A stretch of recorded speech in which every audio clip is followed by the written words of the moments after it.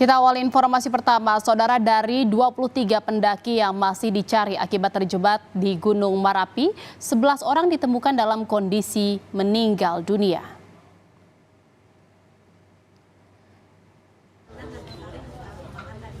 Sebelas pendaki yang ditemukan meninggal dunia saat ini tengah dievakuasi menuju kaki gunung. Saat ini tim berfokus mencari 12 orang pendaki yang belum ditemukan. Keluarga pendaki terus berdatangan mencari tahu keberadaan anggota keluarga mereka.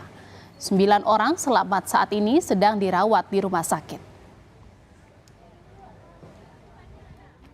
Jumlah survivor saat ini sudah mencapai 75 orang yang sudah terdata di posko dan 49 sudah terevakuasi dengan selamat. Sebagian sudah kembali ke rumah dan sebagian di 2 rumah sakit, yaitu di Padang Panjang dan di Bukit Tinggi. Sampai pukul 07.10 waktu Indonesia bagian Barat, tim gabungan sudah berhasil menemukan 3 orang selamat dan 11 orang dalam keadaan MAC Delta. Saudara, 6 dari 9 pendaki yang mengalami luka bakar saat ini menjalani perawatan intensif di Rumah Sakit Yarsi, Kota Padang Panjang, Sumatera Barat. 4 orang dirawat instalasi gawat darurat dan 2 lainnya sudah di ruang perawatan. Rata-rata di antara mereka mengalami luka bakar di atas 24% dan sebagian patah tulang. 1 di antaranya juga akan dioperasi karena mengalami patah jari tangan. Ini pasien RC itu ada 6 orang dengan luka bakar, dengan pada wajah, pada tangan dan pada kepala. Kita penanganan sesuai dengan medisnya ya. Kalau luka bakar, kalau memang perlu tindakan, kita lakukan tindakan.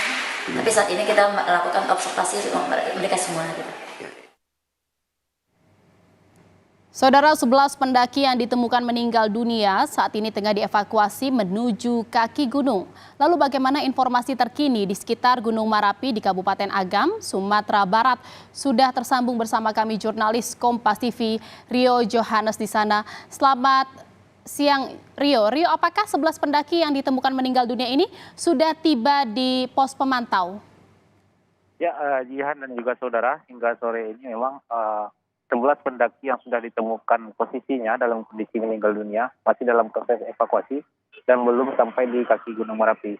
Hal ini disebabkan karena memang kita lihat seperti yang di belakang saya, di Gunung Merapi itu kabut tebal menyelimuti gunung sehingga ini mengurangi jarak pandang dari para tim evakuasi untuk melakukan evakuasi terhadap mereka. Selain itu juga karena beberapa kali Gunung Merapi tercatat kembali melakukan terjadi erupsi sehingga ini sedikit menyulitkan tim SAR gabungan untuk melakukan evakuasi, tapi ditargetkan ini akan dapat dibawa korban ini pada sore hari ini. Dan untuk percepatan itu juga tim SAR gabungan juga sudah menurunkan tim Serabat. Mereka ini mengendarai sebuah motor trail, nantinya akan bertugas untuk mengantarkan tim evakuasi menuju titik terdekat dari lokasi korban yang sudah ditemukan tersebut agar mereka bisa lebih cepat untuk melakukan evakuasi. Demikian, Jihan. Ya, jadi jenazah 11 pendaki saat ini masih dalam proses evakuasi oleh petugas. Lalu bagaimana dengan informasi pencarian dari 12 pendaki lainnya yang dinyatakan hilang? Apakah sudah ada perkembangan, Rio? Sejauh ini masih sama dengan halnya dengan evakuasi 11 pendaki yang sudah diketahui titik keberadaannya ini. Untuk pencarian 12 orang lagi ini masih terkendala dengan hal yang sama, yaitu jarak pandang karena kabut yang tebal. Tapi dalam hal ini tim SAR gabungan juga sudah menambah jumlah personil. Sebelumnya, jika di hari sebelumnya kita tim SAR gabungan itu hanya berjumlah 250 orang, pada hari ini diturunkan 500 orang. Itu di luar dari relawan dan juga warga. Dalam hal ini untuk percepatan pencarian para pendaki ini, tim SAR gabungan juga melibatkan warga sekitar untuk mempermudah, karena warga ini lebih mengenal secara geografis daerah ini di Gunung Merapi ini, sehingga ini akan memudahkan, harapannya akan memudahkan proses evakuasi atau pencarian dari 12 orang ini. Demikian, dia. Ya, upaya evakuasi dan juga proses pencarian turut melibatkan warga sekitar. Anda bisa gambarkan bagaimana kondisi cuaca di sana saat ini? Ya, seperti yang terlihat di sini juga masih diselimuti kabut. Terkadang terjadi hujan dengan intensitas yang ringan, memang sangat ringan. Tapi ini juga menyulitkan karena mengingat medan di atas itu cukup terjal, sehingga hujan sedikit saja juga dapat mempengaruhi tingkat kesulitan, karena ini membuat medan yang terjal ini menjadi sangat licin. Maka ini akan mempersulit tim SAR gabungan di lapangan dalam melakukan proses evakuasi maupun proses pencarian. Demikian ya. Rio, lalu bagaimana dengan aktivitas erupsi dari Gunung Merapi sendiri? Apakah masih aktif dan mengeluarkan letusan?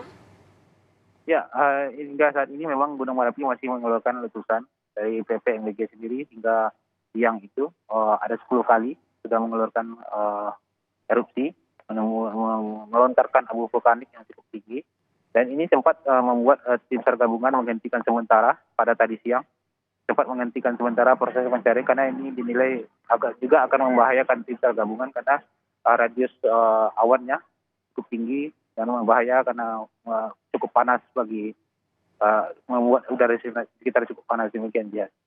Iya, Rio, sejauh ini petugas baru mendapatkan informasi bahwa 11 orang ditemukan meninggal atau 11 pendaki ditemukan meninggal.